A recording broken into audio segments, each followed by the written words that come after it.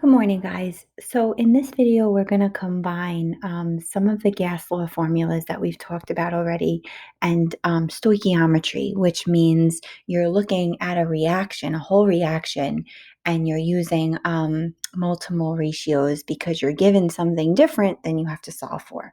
So let's look at the question and see what I'm talking about. So it says a laboratory scale method for reducing a metal oxide is to heat it in the presence of hydrogen gas. The pure metal and water are products. So what volume of hydrogen at 760 torr, they're giving us a pressure, and 225 degrees Celsius, they're giving us a temperature, is needed to form 35 grams of Cu.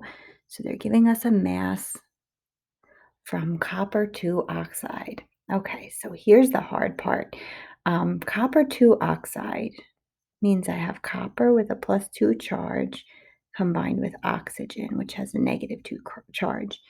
Now, if I crisscross and simplify, I get the formula to be CuO. So that's my metal oxide. It's a metal combined with oxygen. So let's write out the reaction. I have copper oxide that now I know the formula for is to heat it in the presence of hydrogen gas. So I'm reacting this with hydrogen gas. And I know that hydrogen is one of my Brinkelhoff elements. It's one of my diatomic elements. This is a solid, this is gas. Okay. And the question tells me that my products are the pure metal and water. So it's just copper by itself. I've made copper and water. And guys, I'm going to assume here that that we're hot enough for my water to be vapor, to be in the gas phase. Okay. So here is my reaction. I want to check to see that it's balanced. I have one copper on each side, two hydrogens on each side, and one oxygen on each side. So it's nice that this reaction is balanced as is. If it wasn't, you would have to go back and balance it. All right.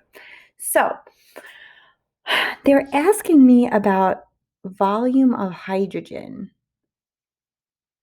So I want to know how many liters of hydrogen gas I need, and they're giving me grams of Cu.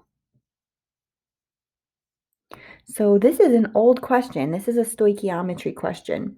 If I have 35.5 grams of Cu, and I want to figure out how many liters of hydrogen that is, the first thing I have to do is convert it to moles. And I know that 1 mole of Cu is 64 grams. I know that from the periodic table. Now that I have moles of Cu, I can figure out moles of H2. Well, in this reaction, my coefficients are all ones.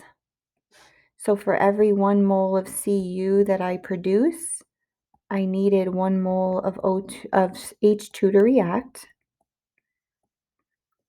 And now that I have H2, the question doesn't ask for moles, it asks for liters.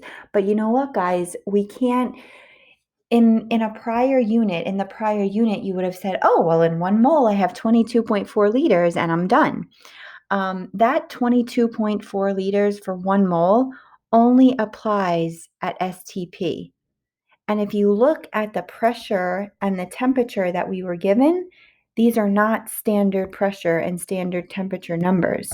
So as far as my stoichiometry goes, I have to stop here and I have to say, all right, I have 0.555, if I solve for this, moles of H2. Okay, now I can use PV equals nRT to solve for volume of hydrogen gas. Okay, so before I go ahead and do that, the pressure they gave me was 765 torr. Volume is my unknown. Moles, I just solved for. Moles of H2. R is a constant. And temperature is that. All right, before I go ahead and start plugging in numbers, I have to make sure my units are correct. Temperature is not correct. I have to add 273 to this, and I want to be plugging in 498 for my temperature. That's Kelvin.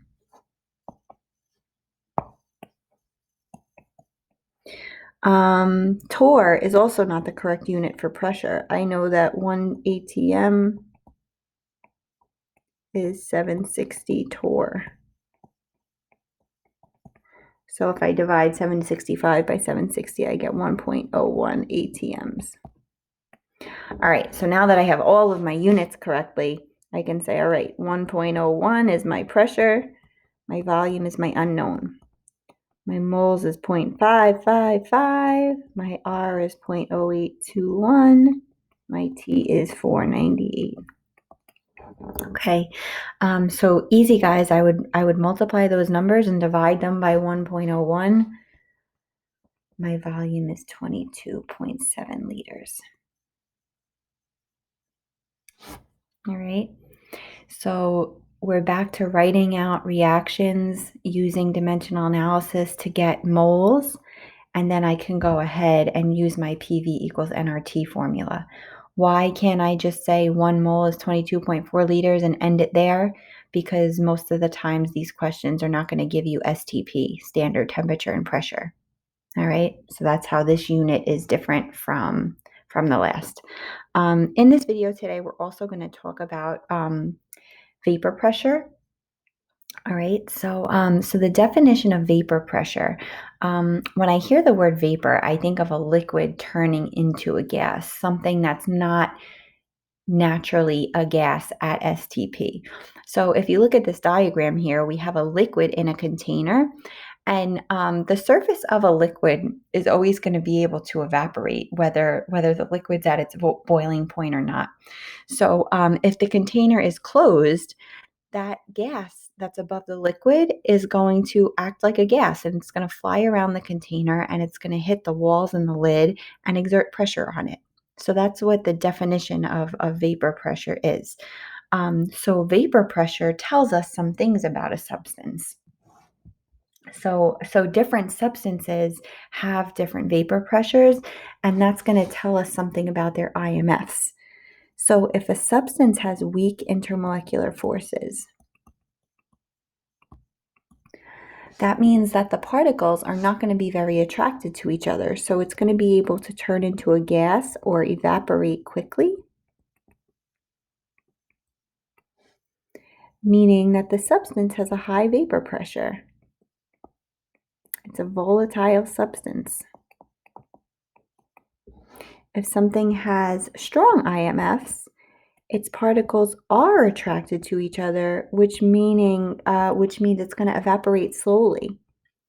We're not going to have a lot of gas above our liquid, which means our vapor pressure is going to be low. If we don't have a lot of gas particles, we don't have a lot of collision, so we don't have a lot of pressure.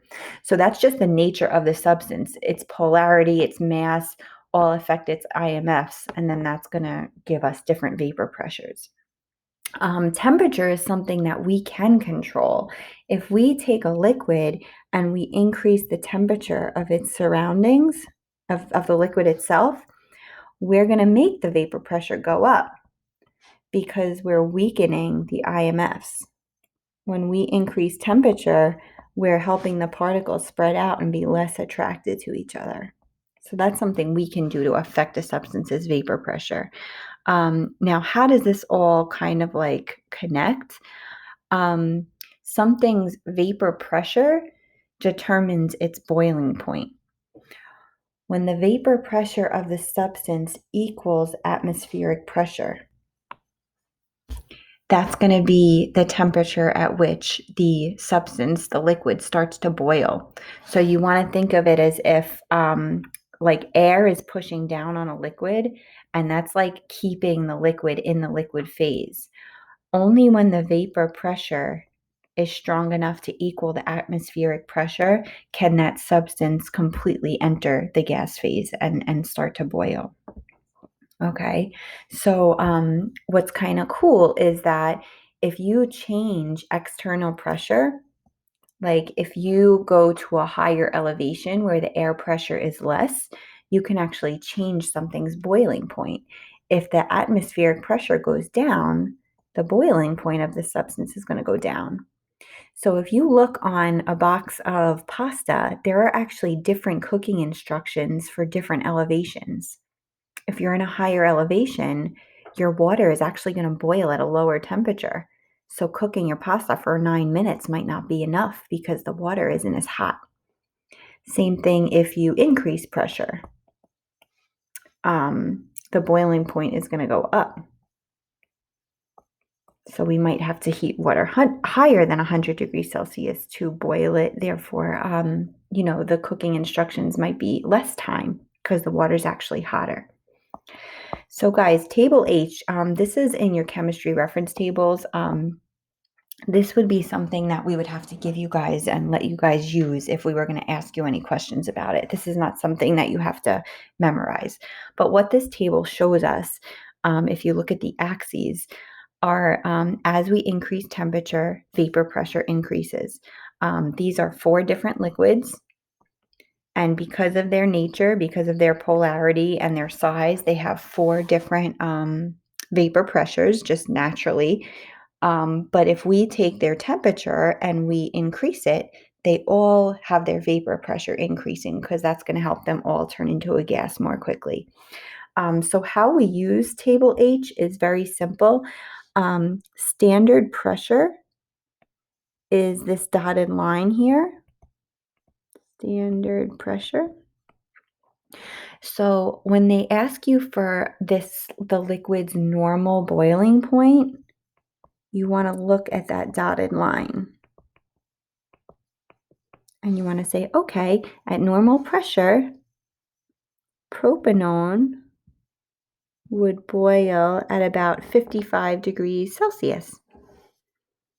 Ethanol would boil at about 80 degrees Celsius.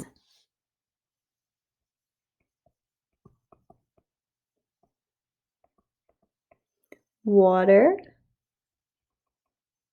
100 degrees Celsius. And ethanoic acid, about 117 degrees Celsius. So these are all the normal boiling points of these 4 liquids. Using the relationship between boiling point and IMF strength, we would know that of these 4 liquids, ethanoic acid has the strongest IMFs. Its molecules are more attracted to each other, which means harder to separate, harder to turn into a gas, where propanone would have the weakest IMFs. Okay. So they could ask you a whole bunch of things about these 4 liquids using this table. They can give you a pressure and ask you what the boiling point's going to be. You'd have to go here to here. They can give you a temperature and ask you what the vapor pressure is going to be. So you'd start on the x-axis and go from here over. Or they can ask you about IMF strength using the graph. Okay, so that's going to be it for today. Here's a couple questions using table H.